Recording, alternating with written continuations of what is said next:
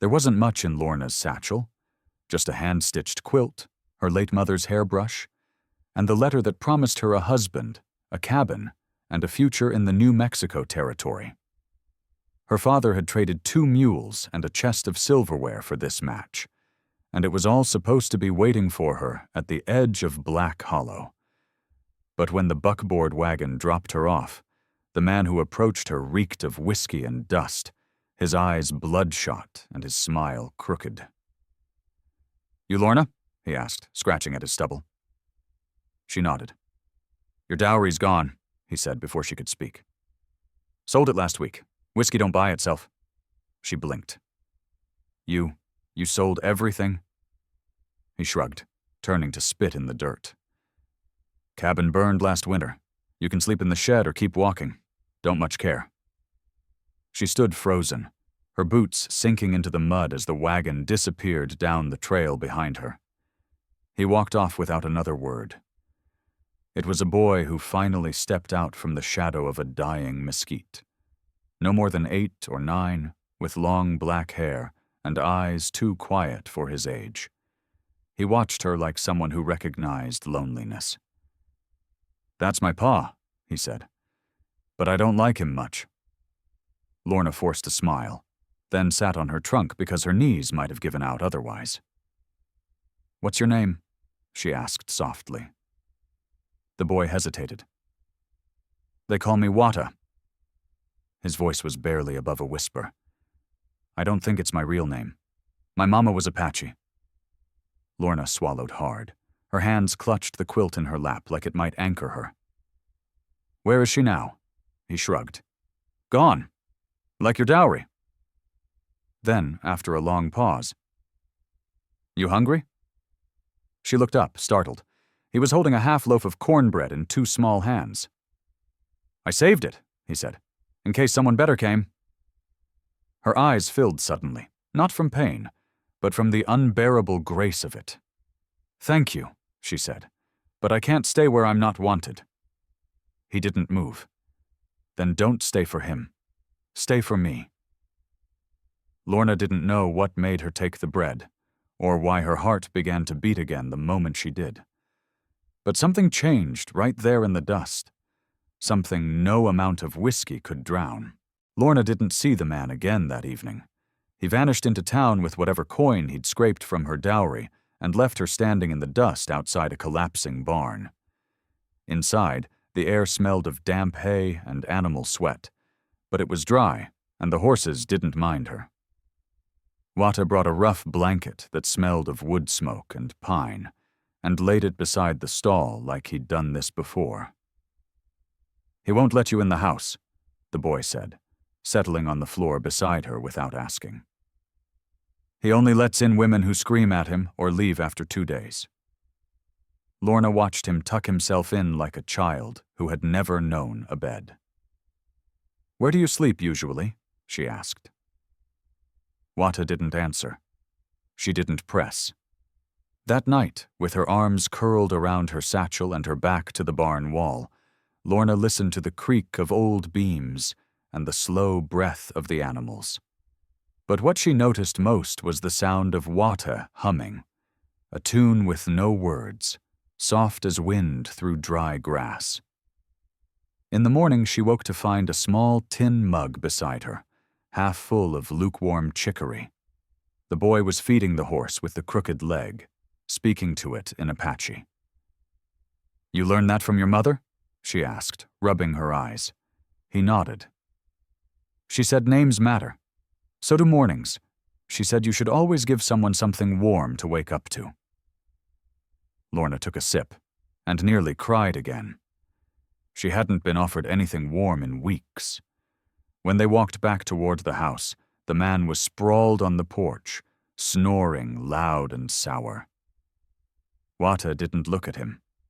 He just took Lorna's hand and pulled her toward the well. "If you stay out of his way, he won't hit you," he said. "But if he does, I'll bite him." Lorna laughed before she could stop herself. It came out cracked but real. "You're a strange boy," she whispered. "And you're a quiet woman," he replied. "That's good. You don't scare the horses." She let him show her how to draw water and split kindling. When she reached to carry the bundle back, he pushed it into her arms with both hands. "You're strong," he said. "Stronger than the last lady." "What happened to her?" Lorna asked. Wata didn't look back. She left the second night. Didn't even say goodbye.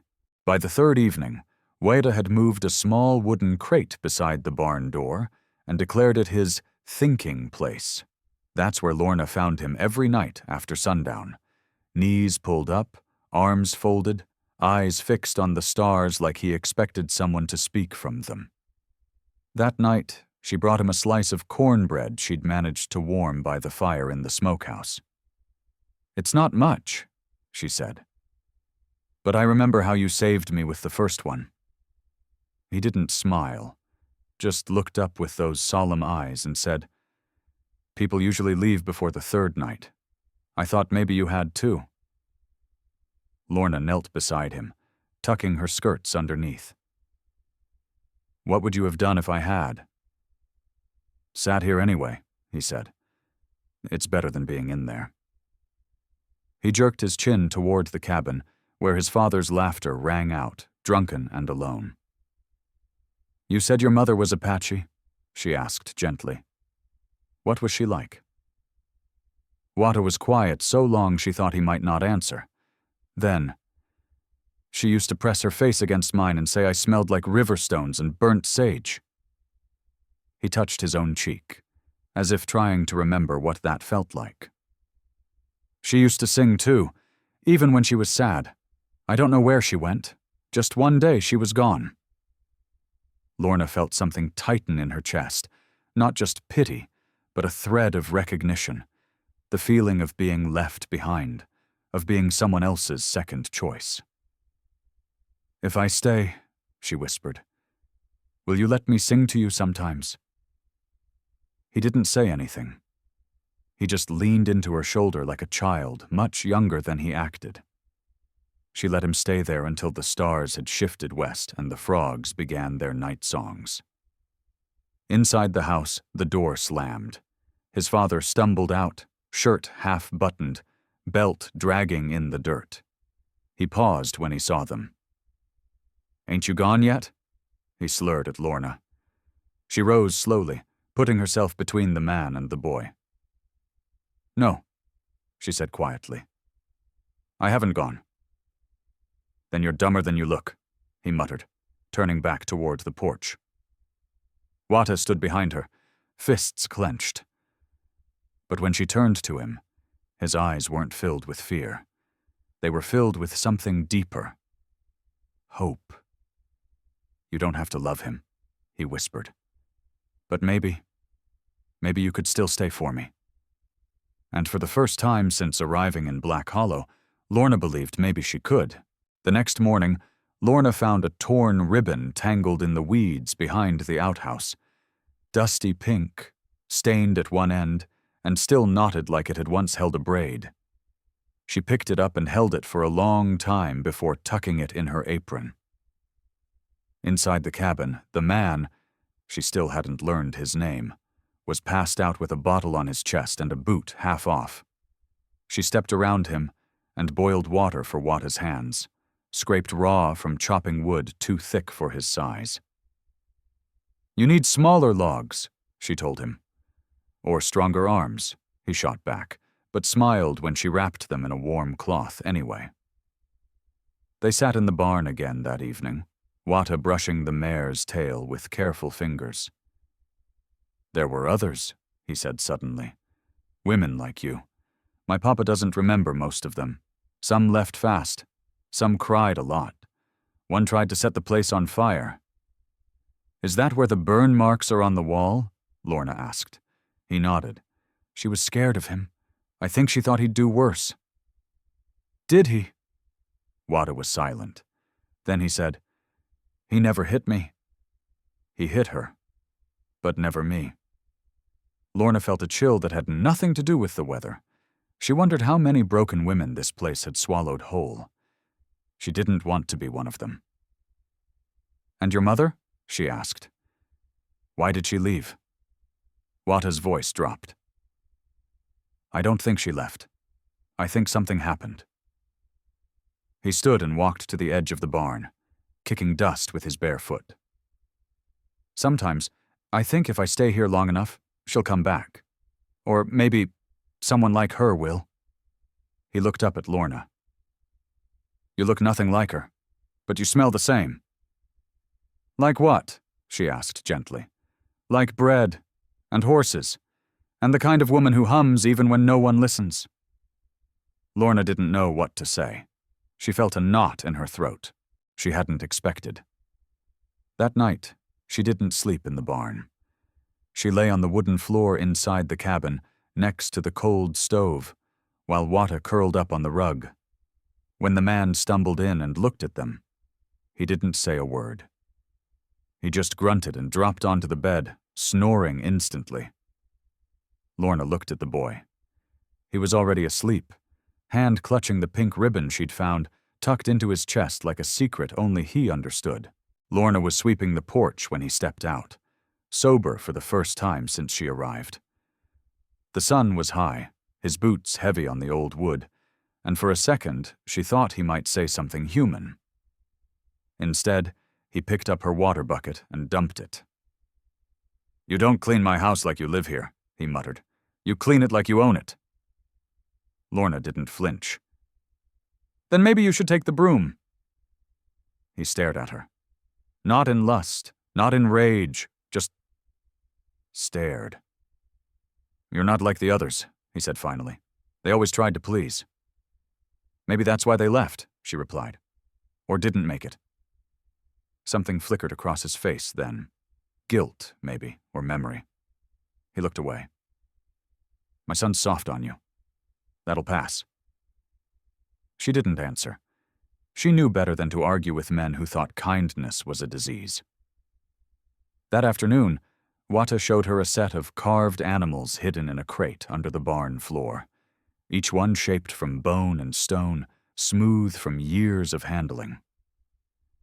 My mother made these, he said. I think she made them for me to remember her.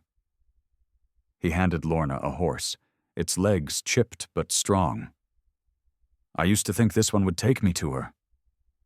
Lorna ran her finger along its spine. Maybe it still can, she whispered. But that night, something shifted. The man came in from the cold, saw the figures laid out beside the hearth, and paused. He picked one up, an eagle, and stared at it like he didn't recognize his own past. She carved these, he said flatly. She never made me one. Then he did something Lorna didn't expect. He placed it back gently, sat down in the rocker and said, You can take the bed tonight. Lorna blinked. I'll stay by the fire, she replied. But he shook his head. Woman ought to sleep soft once in a while, even if she don't belong here. She didn't thank him, just nodded and rose. As she passed, he reached out. Not roughly, not possessively, just one hand on her sleeve. Don't leave in the night, he said. The boy, he couldn't take another one leaving. It wasn't kindness. It was fear of his own ghosts. But it was the first time he touched her without violence in his voice. And somehow that was worse, because it meant he remembered what being human felt like and chose otherwise. The next morning, Lorna found a plate set out for her. Not clean, chipped along the rim and stained from years of careless meals, but placed deliberately at the table. Beside it, half a biscuit, cold coffee, and a folded napkin that must have come from someone else's past. Wata watched her from the hearth, not saying a word. The man was outside chopping wood, unusually quiet. Lorna sat, not because she was grateful, but because the act itself demanded a response. The boy sat across from her. He used to eat alone, Wata said, even when Ma was here. Did she eat in the barn too? Lorna asked. Wata shook his head. She'd eat after him, like a dog, sometimes not at all. Lorna touched the napkin, stiff from disuse. And you? I ate when she did. I liked her stories. He paused. You don't tell stories. I'm not ready yet, she replied. Stories come when the soul feels safe. Wata thought on that a while, then slid her his half-biscuit. Then I'll wait. Maybe I'll hear one before winter's done. Later, while boiling lye soap, Lorna heard the man behind her. You still have hands for work, he muttered. Some women come here broken already. I wasn't given much choice, she replied. He didn't answer right away. You were traded for a bag of oats and a rusted saddle. I know, she said. I was worth more than both.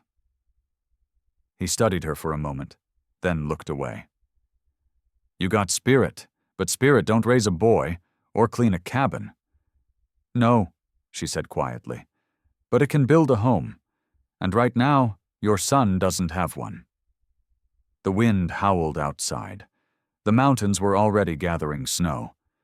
That night Wata asked if she could sit beside his bed and braid his hair. Like my mother used to, he whispered. She said the braids would hold the wind back. Lorna nodded. Her fingers moved through his thick black hair, slow and sure. The boy's shoulders relaxed. He'll change, he murmured. He always does when he's not alone. She didn't ask who he was anymore. The man had names, but none spoken in that house. As she braided the last strand, Lorna realized something. The cold hadn't touched her all day, not because it wasn't bitter, but because she'd stopped bracing against it. She had chosen to sit at the table. And that choice, small as it seemed, was the beginning of everything that would follow. The snow arrived in silence. One morning, the world beyond the cabin door turned white and stayed that way, like someone had wiped the map clean. The man barely spoke, nursing a shoulder wound from splitting frozen logs wrong, and Wata spent hours crouched near the fire, carving a small horse from driftwood. Lorna kept busy, boiling bones for broth, mending old clothes, wiping frost from windows before the panes cracked. She worked like she belonged there, though no one had said she did. That night, as she turned toward the barn for sleep, Wata stopped her. Don't, he said softly. There's no more warmth out there. I've slept colder, she replied. Not with your bones aching like his, the boy whispered.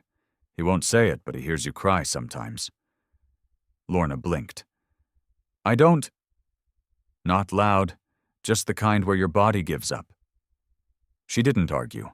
Instead, she reached for the thin quilt by the hearth, but Wata grabbed a different one from the chest, the fur-lined one. Not this, she said. It's not mine. It's not his either, Wata replied. It was Ma's, and she'd want you warm. The boy laid it across her shoulders himself, as if it were a right. The fur was soft but heavy, stitched with care, not trade. You sure? She asked. She didn't even let you touch it when she was alive. Wata nodded solemnly. She said one day, if someone came who didn't run and didn't yell, it would be for her. What am I then? You're the one who stayed when no one else did. The next morning the man didn't mention the missing quilt. But at breakfast, he grunted toward the plate and added an extra slice of bread without comment. That evening, Lorna returned the blanket to the chest. But Wata shook his head. You don't return what's already given, he said. That's how things disappear. Later, while brushing snow off the porch, she heard the man call her name. Not girl, not woman, her name. Just once. Lorna. She turned slowly. Yeah? You ever shot a rifle? Once, she said. It kicked. He scratched his jaw. Snow brings wolves. You'll need to learn not to flinch. And just like that, she was part of the cabin. Not just the barn. Not just Wata's shadow. And somehow being taught to shoot wasn't a threat. It was a strange kind of trust. Like being asked to guard something that now included her. The man hadn't left the mountain in weeks, but now he said they were going to town. Supplies, he said. Salt. Bullets. and someone had to see Wata's cough before it grew deeper. Lorna offered to stay behind, but Wata insisted she come. "People need to see you," he said, "so they know you're not afraid of being seen." The wagon ride was long and bumpy, and the closer they got to the settlement, the quieter the man became. He pulled his hat low. Lorna did the same. She hadn't forgotten what it felt like to be watched like meat. When they arrived, the town hadn't changed, just aged. The same crooked saloon, same shop fronts, same people leaning against barrels pretending not to judge. But when Wata jumped down and held Lorna's hand in public, heads turned. The boy didn't notice. He tugged her toward the apothecary, then the shop with thread, asking questions, showing her things like they'd done this every Saturday of their lives. But the whispering began. The rancher's boy. With her. The one he traded the dowry for. The one from the barn. Lorna heard every word, even as Wata laughed about a candy stick. And then, outside the general store, she saw the man who'd once called her his wife. Drunk, still cruel in the mouth. He pointed at her and barked, "She ain't no mother." "She's a liar I left in the hay." Townsfolk laughed nervously. The man tried to grab Wata's shoulder.